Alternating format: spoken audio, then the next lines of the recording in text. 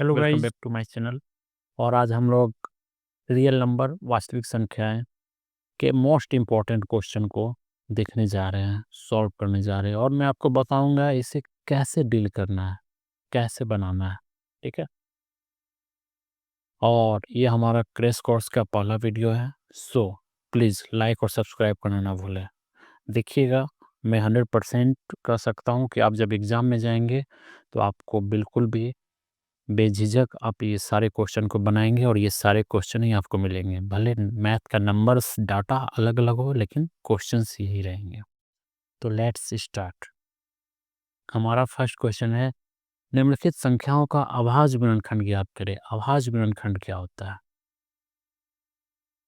अभाज्य गुणनखंड, अभाज्य गुणनखंड मतलब होता है अभाज्य संख्या द्वारा। अभाज्य संख्या यानी कि वह नंबर जो कि स्वयं से कटेगा पूरी पूरी, या तो एक से कटेगा, उसे अभाज्य संख्या कहते हैं। जैसे कि ये दो, दो जो है वह या तो एक से कटेगा या तो दो से कटेगा।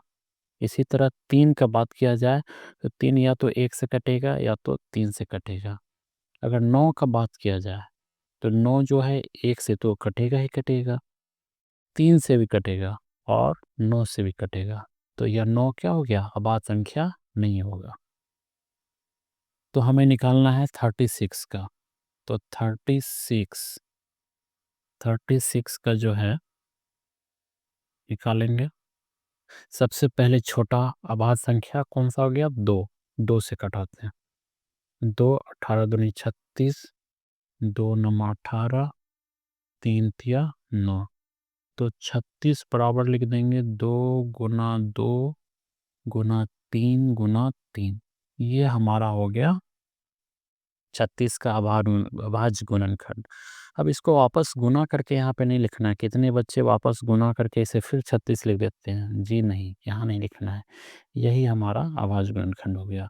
और इसे अगर लिखना है तो कितना हो गया? दो, दो दो है तो दो स्क्वायर, तीन दो है तो तीन का स्क्वायर। इसी में क्वेश्चन कभी कभी आ जाता है जो 36 के अभाज्य गुणनखंड में तीन का घात बताए, या तीन का घात यानी कि पावर बताए, तो क्या हो जाएगा? तीन का पावर दो। तो आंसर हो जाएगा हमारा दो। ऐसा भी क्वेश्चन आगे हम देखेंगे। ठीक है। अब ये 54 है, ये आपको कमेंट में बताना है, और 625 जो है वो भी कमेंट में आपको बताना है इसका अभाज्य गुणनखंड क्या होगा। नेक्स्ट देखते हैं, निम्नलिखित संख्याओं का एलसीएम और एचसीएफ ज्ञात करना है। 45 और 90 का। तो सबसे पहले 45 का अभाज्य गुणनखंड करेंगे। तो हो गया 3 तिया 9 पचे 45। और 90 का करेंगे 3 तिया 9 पचे 45 दूनी 90। देखिए, कैसे भी आप कर सकते हैं, या फिर आप ऐसे भी कर सकते हैं। ठीक है।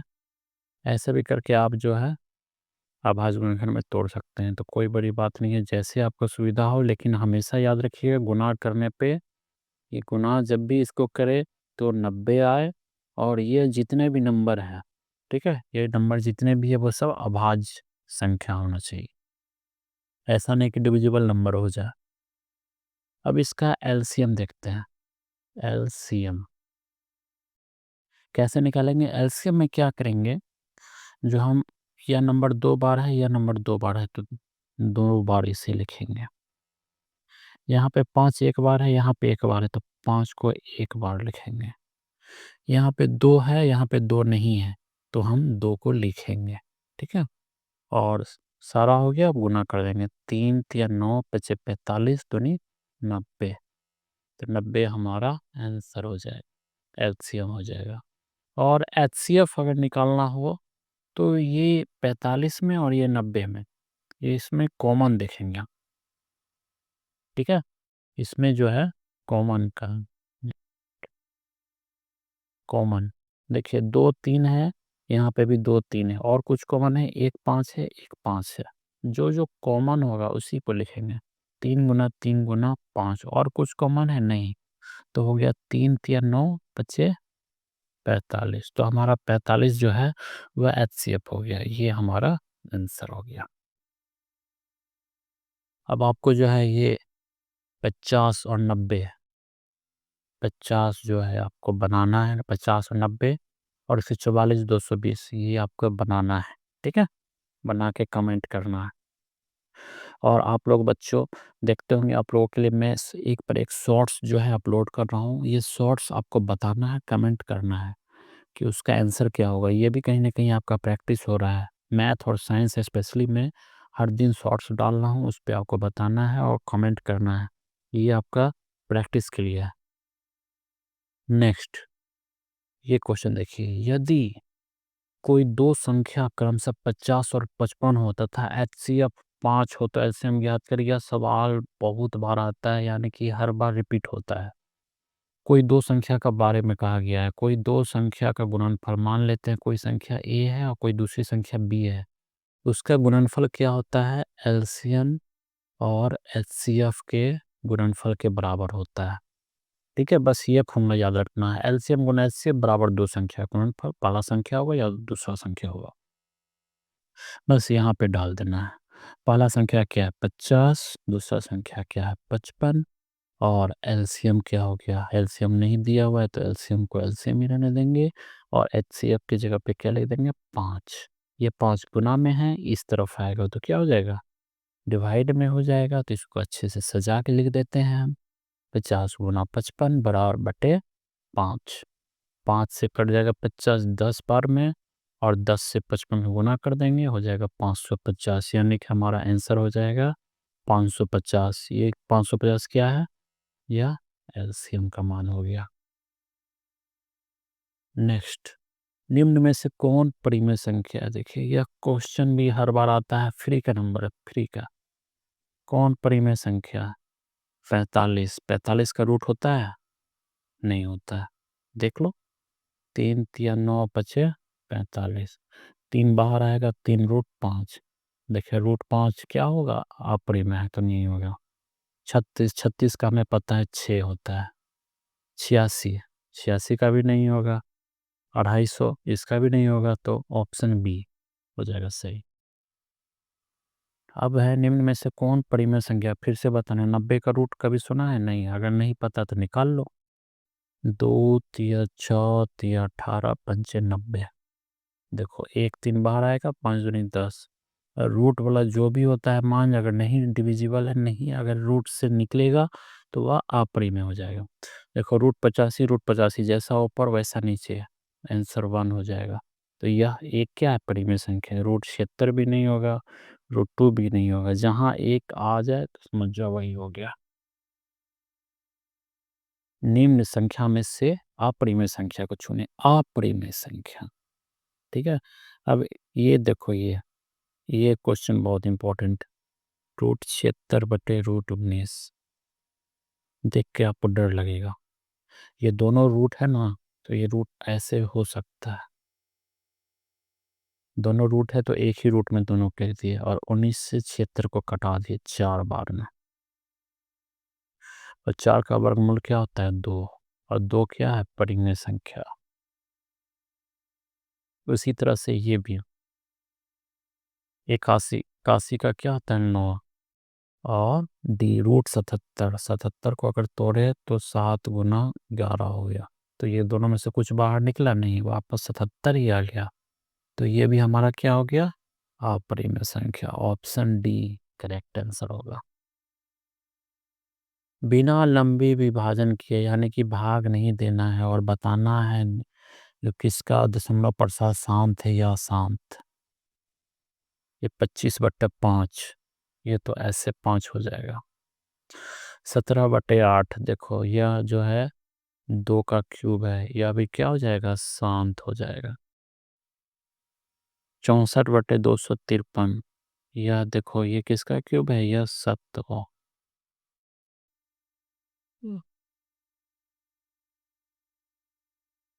17 नमा 53 होता है। तो यह देखो ये 17 आ गया है, मतलब अशांत होगा, अशांत हो जाएगा। 343, यह भी किसका हो जाएगा? 7 का क्यूब होता है, यह भी अशांत हो जाएगा। शांत होने के लिए क्या शर्त है? जो हर जो है क्या होना चाहिए? 2 और 5 का गुणक होना चाहिए, बस। और किसी का भी नहीं। और बाकी जो भी रहेगा हर, तो वो हो जाएगा अशांत। बहुत ही सिंपल तरीका। 2 और 5 का गुणक रहेगा तो शांत हो जाएगा, इसके अलावा कोई भी नंबर रहेगा गुणनफल में तो वह अशांत हो जाएगा। बिना लंबी विभाजन किए निम्न में से निम्न परिमेय संख्याओं का दशमलव प्रसार शांत या अशांत बताना है। 35, 50, 50 क्या होता है? 2 पंचे 10, पच्चे 50, 2 और 5 का है तो क्या हो जाएगा? शांत। ये हो जाएगा 5 और 3, 15। लेकिन ऊपर भी देखना है। 2 तिया 6, 3 3 कट गया, 2/5। जब भाग देंगे तो 0.4 खत्म हो गया तो यह शांत हो जाएगा। 2/76, 38 शांत हो गया। ये 20 20 होता है। 2 दूनी 4 पंचे 20, आंख बंद करके बोल देंगे शांत। इस तरह से यह क्वेश्चन अभी तो बात कर रहे थे इसके बारे में भैया। 625 कहाँ गया? अरे यार ये कहाँ गया? 625 के अभाज्य गुणनखंड में 5 का घात बताना है। 5 का घात। सबसे पहले 625 को अभाज्य गुणनखंड करेंगे। हो गया 125। 5 से करेंगे 25, 5 से करेंगे 25, के को 5, 4 गो 5 आया भैया। तो 4 को 5 का तो 5 पे पावर 4 हो गया। अब पूछ रहा 5 का घात पूछ रहा है तो 5 का घात क्या हो गया? 4। तो आंसर हो गया 4। घात यानी कि पावर होता है। पावर कितना पावर है? अभी जो है ना 750, इसमें 3 का घात आप लोग को बताना है। 3 का घात क्या है ये कमेंट करके बताइए, ठीक है। और हम अब कल डालेंगे इसका वीडियो। कल आगे का वीडियो कल डालेंगे। और की चैप्टर जो है 1-2 दिन में ख़त्म कर देंगे। हम लोग बारी बारी से सारा चैप्टर ख़त्म करेंगे, ठीक है। और लाइक और सब्सक्राइब तो करना ही है आप लोगों को। नहीं कीजिएगा तो माथा फोड़ देंगे। Thank you.